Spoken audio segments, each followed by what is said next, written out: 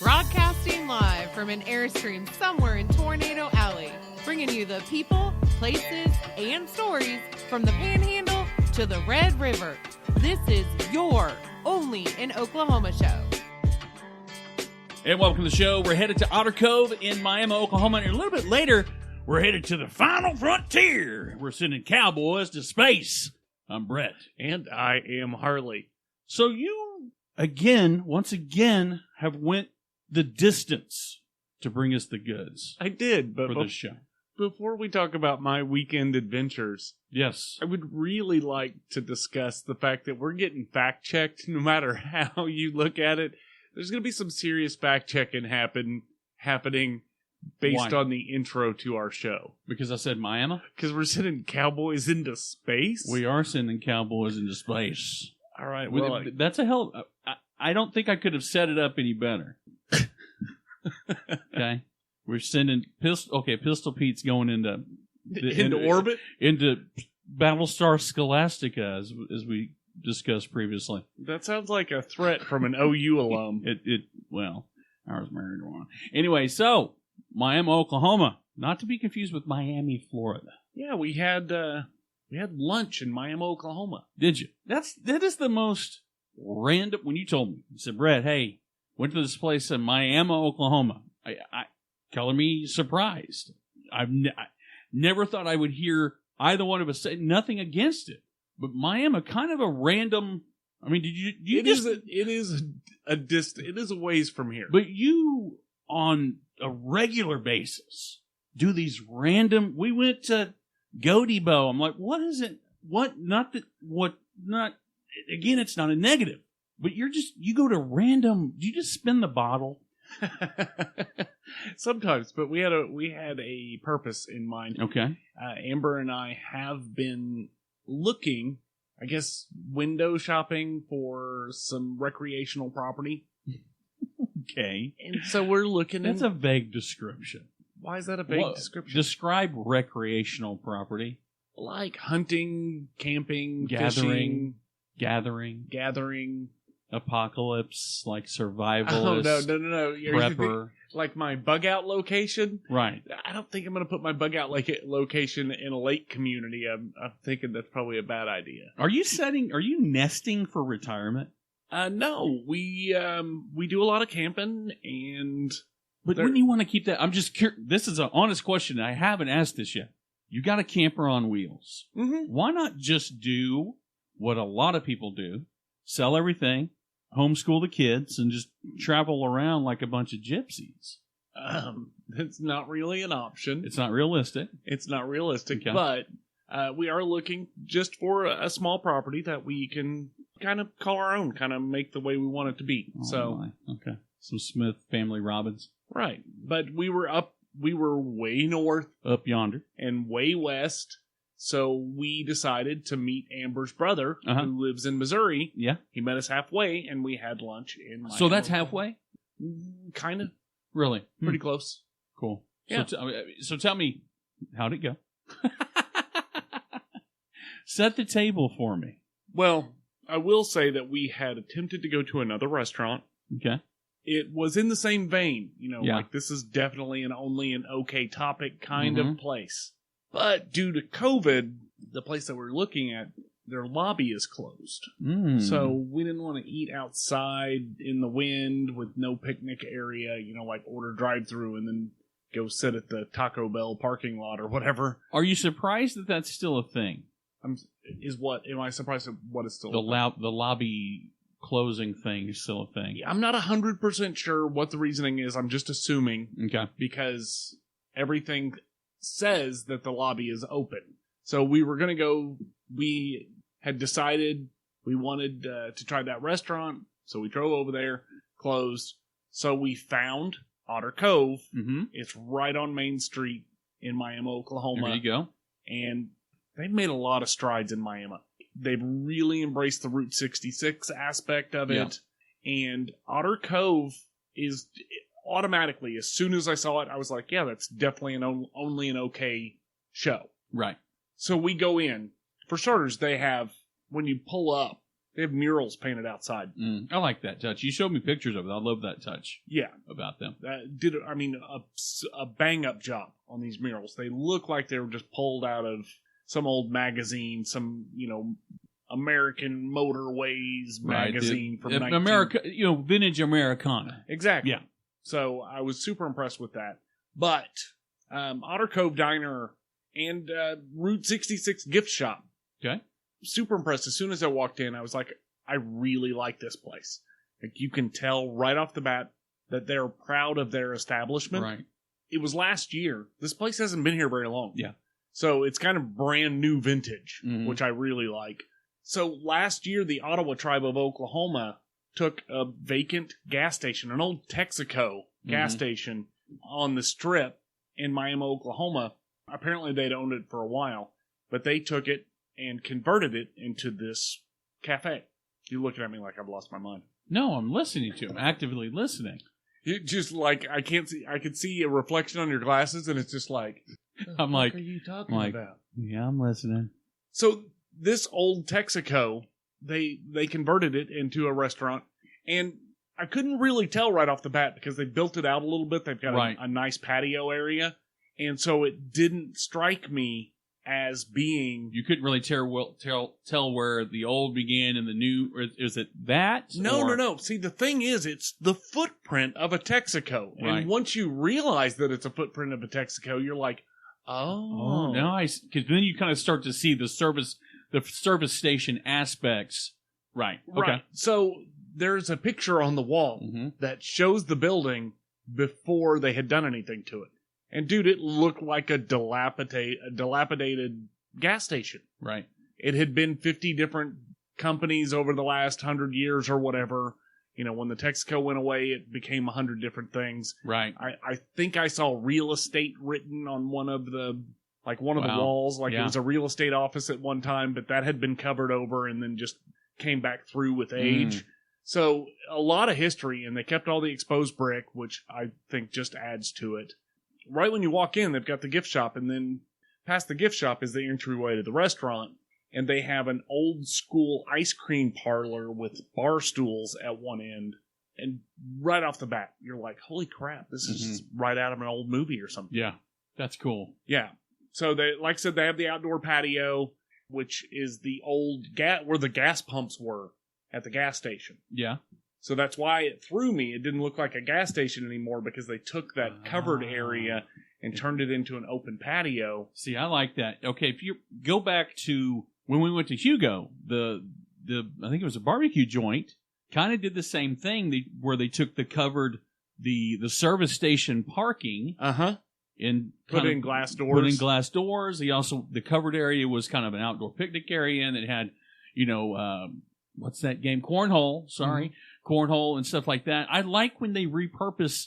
You and I have had ideas like this before, taking old service stations and turning into there's something very unique about that architecture. They did the same thing in Paul's Valley with they had an old, when you turn the corner, it's just, there's something that I like when they don't do a lot in the way of changing so much that you can't tell what it was, and they still kind of captures that charm and that essence of America. There's nothing, I think you could probably make a top 100 list of things that are Americana. Route 66 has got to be at the very top. The old service stations, the motor inns and things like that, when they take those and repurpose them. I really like when they just they don't completely gut it. You know what I mean? It's still got the bones. It's got good bones. Because like you said, the pictures you saw of it were dilapidated, and it could have easily, like you and I have been through many small towns where you go, man, there's so much promise potential, here. yeah. And they just mow it down or let it fall in on itself. Right. And it really looks like Miami, Oklahoma, with help with the Ottawa Tribe of Oklahoma, has really, again, this is one of those situations where they've really kind of embraced their history, embraced that this is a destination. Absolutely, it is a destination, and I do agree with your point about the Ottawa Tribe. Yeah, they're really kind of investing in the community, and it makes a huge difference. Absolutely. Not only for the financial aspect, the financial benefits of having a profitable business that draws people in. But the pride of the community is palpable to me in places like this. Same thing can be said about Claremore or Guthrie. These towns that have invested in themselves.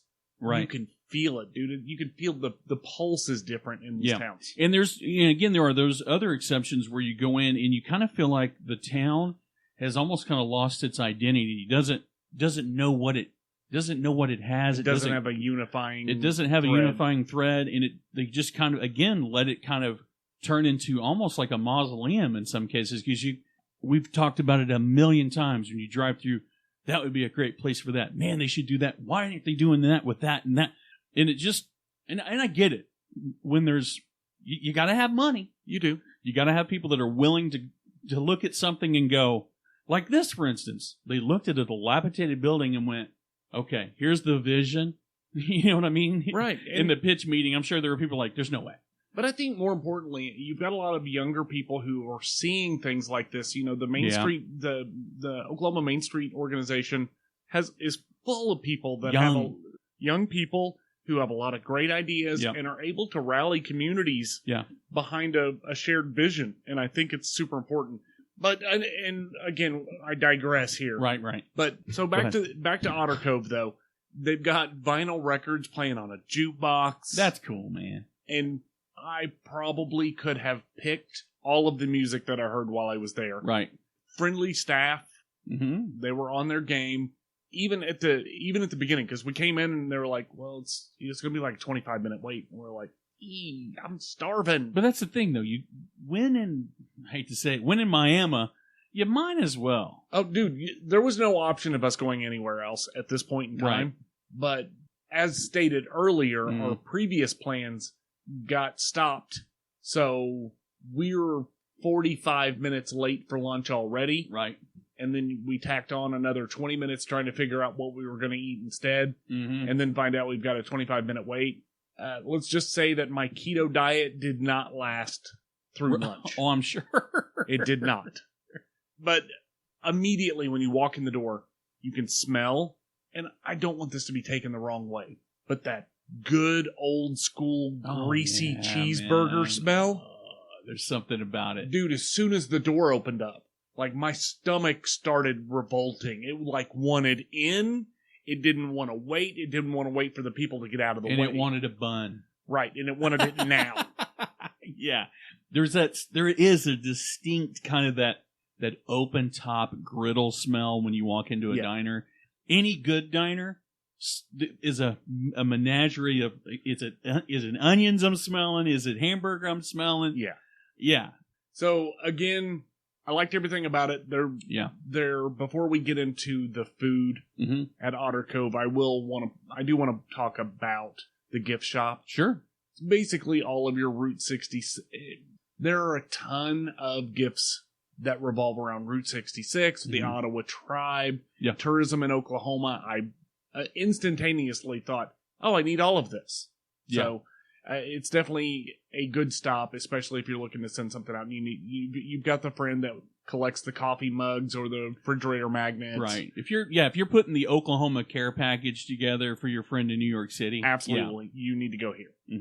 So again, greasy burger. We'll start there. God, don't get me started. You already did. There were 6 of us for lunch, and so I got to try quite a few things. But I'm gonna say, bar none, what I had was hands down the absolute best thing.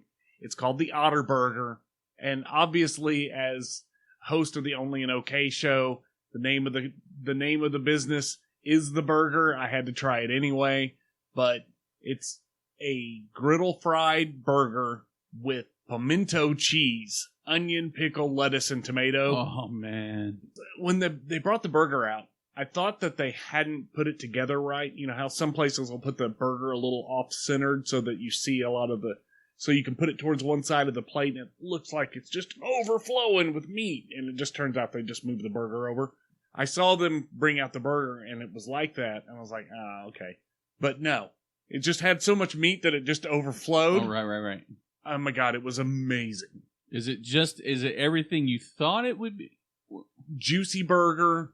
I had zero complaints about any individual item, and you know how I like to tear things apart and go, okay, how's the bread? How's the coffee? Yeah, go for it. So it was great. Onion rings. Positive these things are handmade on site. Mm-hmm. Fries were out of this world. Their mustard potato salad. Mm-hmm. I was like, good Lord. Yeah. So anyway, across the board, sandwiches, fries, that sort of stuff. Burgers, pulled pork burgers, or pulled pork sandwiches, chicken salad sandwich. Amber tried a chicken salad sandwich, and I'm gonna say probably the best chicken salad sandwich that I've ever had at a restaurant. I love chicken. You know, chicken salad's not. It's one of those things where I'm like, man, if I had the stuff to make it, I'd eat it. And occasionally when I see it on the menu, I'll eat it. I love chicken salad, but it's really a slippery slope. If it's got to be made a certain way. It's hard to make chicken salad, and it's hard to make chicken salad that at a restaurant because it doesn't last very long. No, it doesn't. Like the flavor profile, the texture profile, all breaks down really fast. Oh yeah, because of all the ingredients. Yeah. So if you don't make it right now, and don't eat it within the hour, yeah, it's not going to be right anymore. Right. So they did a bang up job on that. I don't know how they did it, but okay. So that's the general menu. Okay. But I said ice cream parlor. Mm-hmm. They have all homemade ice cream. Oh, man. They bring out a separate menu for the ice cream. They have cobblers. Mm-hmm. I had blackberry cobbler with a scoop of something they call Harvest Crunch ice cream. Oof. Dude, I'm ashamed at how fast I ate this and how much was left when I was done. Yeah. I'm not an ice cream guy. I'll be the first to tell you. I know. I mean, there's a lot of things that aren't American about me. But homemade ice cream, I can get down with it. You give me that and some cobbler. I'm a cobbler guy. Okay, say pie versus cobbler, unless it's pumpkin, I'm going cobbler. I agree. But anyway, they had multiple options across the board. It was all amazing, and trust me, nobody had a bowl on the table that I didn't try. Yeah. So I can say with relative certainty that you're not going to find anything on the dessert menu that you won't like. That you won't like. I hate to say it, but I'm a dessert guy. I try not to be, but I agree with you 100%. So one of the really nice things about this place, again, I'm super impressed with all the people that were working there. They were all great moods. They really seemed to like their jobs, which is great. Price, dude, criminally cheap. Really? Less than $10 per person. Are you kidding me for all that? Yes. Jiminy Christmas. Think about it. It's hard for two people. Let's say you go to your interurban. Are you going to, unless it's Burger Tuesday or some Taco Tuesday, anywhere, you're hard pressed to get out under 60 for two people. Yeah, no, for real. A sandwich, a sandwich or a burger and a side and a drink under $10 per person out the door, every single person. And nobody held back on this. Yeah. So, yes, less than $10. Okay, so servings wise, give me just, I know, I'm not. I overate. Did you really? I didn't order more than, but I overate. Okay. It was. Well, was too much food. everybody going? Here, taste this. Here, taste that. Yeah, okay. Everybody was, but literally nobody was hungry by the end. And the only reason ice cream got ordered is because it was handmade and you're there. Homemade cobbler and homemade pie. Because just to kind of analyze the experience, if I go to a place and everything is good, like the service is good, the food is better, I'm automatically gonna. What else can we order? Right. Okay, we got to do it says homemade. It says, you know what I mean? Mm-hmm. It's almost like you say it's homemade. It's almost like they're setting up the challenge. Let's just, bring me your homemade this or that. And right. They've got you. Yeah. The elevator pitch was when you walked in the door. So again, good service, good food, but more importantly, and kind of an only an okay show repeating. I'm going to say it. Is it buy local? Is it local? It is local, but that's not the one I was thinking of. So one of our huge issues for a lot of restaurants is their hours. I thought you were going to say the coffee. I didn't have coffee. I had tea, but it was good. Okay. But their hours. Otter Cove does not have that issue. They are open 7 days a week, 11 a.m. to 10 p.m. I think in all of the episodes that we've talked about these small town, hometown restaurants, have any of them been open on Sunday? Any of them? I think occasionally you find one open on Sunday, but then they're typically closed Monday, Tuesday. Mm-hmm. So the fact that they're running this 7 days a week for almost 12 hours a day, they're covering lunch and dinner. That's a lot. I'm going to, and you can strike this from the record, but I think it has a lot to do with them being incorporated by the Ottawa Tribe. It's not like a little mom and pop. I think mom and pop shops, you're going to find more of that. Don't you think? No. Is it fair to say? I don't think it's fair. Okay. I don't. I think it really depends. There are some places in Oklahoma that are iconic, and that's what their owners have decided to do. And they can afford to do that. And it works for them. Right. But I think some places do it because they see other people doing it and they think it's just okay. And it's like, no, that place has been there for 150 they're years. established. Right. Everyone knows, even the people coming from out of town know they're not going to eat there on Sunday, or they're closed on Tuesday. Right. Right. So I think some people just do it because they've earned it. Yeah. And I think sometimes a lot of newer restaurants will try to start where other people are finishing. Yeah, I get that. Yeah, that makes sense. Overall, I'm super impressed. I really love what Miami's got going on. And if you want to learn more about Otter Cove Diner, check them out on Facebook, Otter Cove Diner. But yeah, I definitely think it's worth a trip, especially if you're in the area. Oh, yeah. I mean, grab it to go, for crying out loud. If you're not comfortable going inside, grab it to go. Absolutely. Well, coming up later, speaking of grabbing it to go, we're going where no man has gone before in a very long time. Wait, no. I'm lying. Jeff Bezos just did it recently. William Shatner just did it recently. But we're sending the Cowboys. Yes, the OSU Cowboys have an Aerospace program, and we're going to talk about it next. So on my trip, I got a couple of T-shirts, Mm-hmm. one of which I am super pumped about, the Adventure Oklahoma shirt. Yeah. I am super impressed with the companies that are out there making the really wicked Oklahoma T-shirt designs. Yeah. And I feel like more businesses need to be doing this. They need to be getting professionals to do it. Getting professionals to put out some quality T-shirts. I don't know how much revenue it generates, you know, in the sale of a T-shirt, but the collectors wear those things all the time. Well, and I think it's one of the, if you're somebody that likes to promote, I think it's probably one of a handful of ways to, if it's a catchy T-shirt, I'll buy it and I'll wear it. Right. And more importantly, people, again, you're a walking billboard. Dude, you know how many times, you know me. Yeah. I'm almost always in a business shirt of some type from a company in Oklahoma, and people are like, hey, what's that? Yeah. Where's that at? Where can I get that? Or where can I get that shirt? Yeah, so run into that all the time. So I definitely think it's something that if you're running a business in the state of Oklahoma, you need your own gear. Yep. And the guys over at Master Threads, they can put a logo on just about anything. Anything. And if you want something unique, their design team can help you come up with some outstanding options for promoting your business, your community, that sort of thing. So I definitely recommend, if you're in the market, that you reach out to the team over at Master Threads. You can call them for a free quote. It's 405-673-3787. Or catch them on the website at masterthreads.us.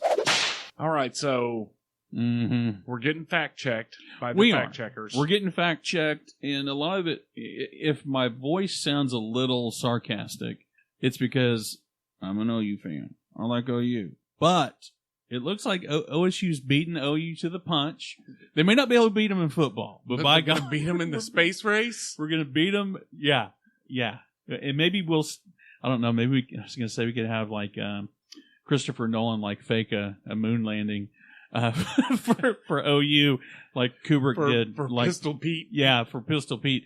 like Kubrick did for NASA. But anyway, just sitting. That I'm going to get fact checked. You said we were going to get fact checked. We're getting fact checked. So we're getting fact checked. May as well pile it on. So we've got a news story from OK State News. Yeah. OSU announces launch of Oklahoma Aerospace Institute for Research and Education. Yep. Dude, I think this is a great idea. Uh-huh. I feel like we already have a lot of ties to the aerospace industry. I was going there because we do. I mean, I was reading somewhere. I don't know the number, and I wish I did now. But how many astronauts are from the state of Oklahoma? There's more than a handful. Yeah, there's a ton. You're right. You know, we've got Shepherd Air Force. I mean, it is a huge. It's a hub for aerospace. So this right here does not surprise me at all. I really like the, I guess, mission statement that they've got going. Their mission is to drive cross-industry collaborations and innovation, which is kind of what we need right now. Mm-hmm. Oklahoma State University is offering a complete turnkey solution for Oklahoma's aerospace industry needs. They have all the way from kindergarten all the way through graduate programs. Yep. And they really see this as an advance of the economy of Oklahoma. Yeah. And it makes a lot of sense. I think it's Boeing or someone is doing they're moving a lot of industry in this direction. So they were opening making Stillwater the training grounds for Boeing and all those big aerospace. I mean, I don't know if it gets much bigger than Boeing. NASA? So OSU has had a long-standing partnership with NASA for over 50 years. Mm-hmm. They've been training pilots for 80 years. So they've got a lot of history with aerospace and aviation. Right. So it just makes sense. So this new program is called the Oklahoma Aerospace Institute for Research and Education, or OAIR, I guess is the acronym. You just call it OAIR. OAIR. Yeah. And maybe that's what it's supposed to be. But again, starting at kindergarten, working all the way up from that, and including things like promoting community involvement. So it sounds like a really good program. I'm super pumped on the innovation of our colleges, our universities, our towns. We're really making strides, and it surprises me all the time. I've got a curveball for you. Okay. Just a heads up. When I was in kindergarten, the only thing I learned about aerospace was Tom Cruise and watching him kiss Kelly McGillis. That's the two things I learned in kindergarten about aerospace. Where were these programs in the 80s when movies like Space Camp, Top Gun, what else? Flight of the Intruder. I don't think that was really a space movie, but their K through 12 program is going to include technical training, career placement, entrepreneurial opportunities for students. That's aggressive when you're talking bold. K through 12. But they've got STEM programs that they're working on schools with. Mm-hmm. With all of the research that happens already for the FAA, the Air Force, the Navy, they've got a lot going on already. This is going to be like an $80 million contract related to aerospace and aerospace education. Well, I was reading recently that this is a huge demand in industry, and it's one of the fastest growing programs at OSU. People are signing up left and right to do this kind of stuff. And I think it's cool, but it is to offer a program like this outside of your, not everybody wants to be a veterinarian, or not everybody is interested in agriculture or the medical field, which is, they do a lot of that up there as well. Having this program opens up a whole, I think for kids that may or may not have ever thought they'd have an opportunity to do something like this and always dreamt of doing something like this, it's easily accessible now. It's right here, and they're starting people young. These programs start, like I said, at kindergarten. Yeah. So you're talking about kids having, a decade of education before they even get to college. Right. Revolving around the aerospace industry. And again, this is one of those things, why are we talking about this? Right. Because this impacts tourism. It really does. Yeah. You're going to bring more people from all around, not just tri-state areas. People are going to come from far and wide to be a part of these programs. Absolutely. And the more people that visit Oklahoma, that stop in for a little bit for one reason or another, the more it impacts the tourism industry in the state, and the more people go, hey, remember when we were in Oklahoma for that program? Yeah. Let's go back. You know, there's a lot of people that say, you know, and I'm not trying to be Mr. Oklahoma. A lot of people call Oklahoma a flyover state. Yeah, I can see that. And they still do that. Mm-hmm. And I think with, ironically, being called a flyover state and also being the hub of aerospace, it works. You know what I mean, though? I mean, seriously. Like, I think I would rather be a launch pad than a flyover state. You're absolutely right. Well, we brought you a little bit about outer space, so I think that it's important that we talk to you about Inner Space, the movie with Martin Short. Absolutely, great movie. No, about the virtual space. We have a great Facebook page, OnlyinOKShow on Facebook. Mm-hmm. Lots of community involvement. You can find out a lot of interesting things. And if you have questions, there are like 12,000 people or something that can answer your question. Yeah, sign up for the Facebook page. And then you know what? Put a post. Put a review. Tell us how we're doing. Absolutely. Tell us what you want more of. Mm-hmm. Or less of. Or less of. This has been the Only in OK Show. I am Harley. And I'm Brett. And we're out of here. Peace.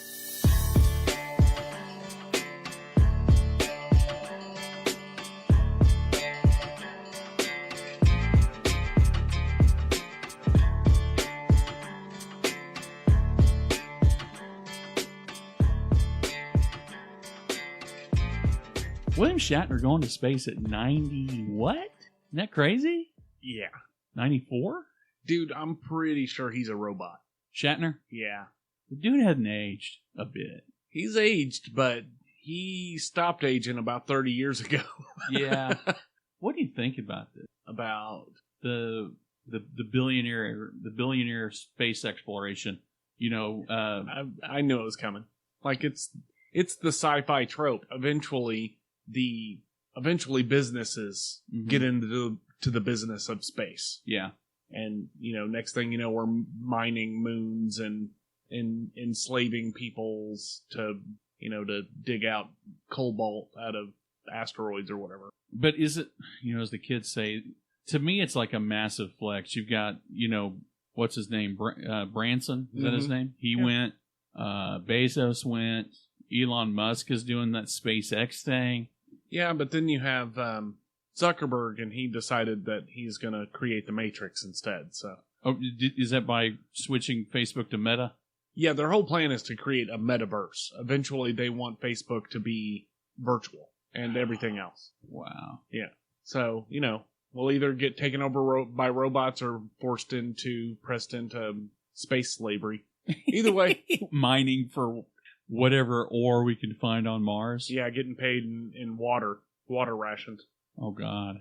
Or, you know, Total Recall. Oh, we get Total Recall? Where you get paid in air. Jeez. Oh. Cohagen! Turn off the air. No, I don't know if, didn't he say, Cohagen, let them have air. Yeah. Cohagen. Anyway. So before we get started. Yeah. I-44 at 149th Street, 119th Street, is the David Kelso Memorial Highway. Are you serious? Yeah. I was like, how did Brett not know that? I had no idea. That is the coolest thing I've ever heard. Yeah. I-44 and where? It's over here? It's the on-cue. The on-cue exit. No shit. Both sides. Sandwich on both sides. That is the coolest thing. My face feels warm right now, man. Yeah. Oh my gosh. I hate you. I told you I was going to Barbara Walters you. Oh man. I was like, no way. I bet you Brett's already got out on the highway, like in the right in the middle with all the traffic coming at him so he could get the perfect shot. Oh man. Dude, I hate you. I hate your guts right now. Yeah. God, I hate you. Jesus. You need a minute? Oh God, I love that, man. I mean, I really do. Oh, I fucking hate your guts, dude. Oh my God. How did you not know? Because I don't go by there. You live a minute away. Oh my God. Wow. That is the coolest thing I've ever heard. Yeah, I was thinking about having Amber snap a picture of it, and then I was like, nah, Brett will have it. Good Kelso. Yeah. What in Christ on cross? Okay. You alright? Yeah, apparently I don't know how to move my arms. This made this. And 3, 2, 1. Wait, that's not how I do it. I don't go and. And for sand. We don't say and. I said something that was really funny tonight. I was talking to somebody. I said, the greatest gift to me, the greatest gift they could have ever given me when I buy lube is self-checkout. I bought a lot of shit I don't need just to hide the lube between it. 3, 2, 1, and welcome to the show. We're headed to Otter Cove in Miami, Oklahoma. I'm Brett. Why don't you do that again, because it sounded like a question. I'm headed to Otter Cove. Okay, 3, 2, 1. The final frontier. We got cowboys heading to space. The final frontier. Cowboys in space. Have you watched Yellowstone? No. I did watch Longmire, though. Is it good? And if you like Yellowstone, You're gonna love. you will kick yourself for watching Yellowstone when Longmire existed at the same time and you didn't watch that. Yeah. And it's got Starbuck in it. Starbuck. Battlestar Galactica, Starbuck. Oh, really? Yeah. The original Buck Rogers? Buck Rogers, Battlestar Oh, Galactica. the original Buck Rogers? You're like, Battlestar Galactica. Scholastica. Battlestar Scholastic. Battlestar Scholastic Book Fair. Battlestar Scholastic Stand. And I'm the one that gets to intro the show. And I can't say hippopotamus and cinnamon. God. I want a cinnamon-covered hippopotamus rhinoceros. Jesus, all right? It's a risky rhinoceros. Okay. What do you call a rhinoceros with a horn? A horny rhinoceros. What do you call it? A risque. I don't know. That was stupid. That was really bad. I'm a dad, and that's the worst. That's the best I can come up with. Yeah, dude. I'm sorry. I was a dad by accident, so I don't really get the genetic coding that the hard-working dads that really tried for it get. 3, 2, 1, and welcome to the show. We're headed to Otter Cove in... Do I say Miami, Oklahoma? If you want to. Okay. 3, 2, 1.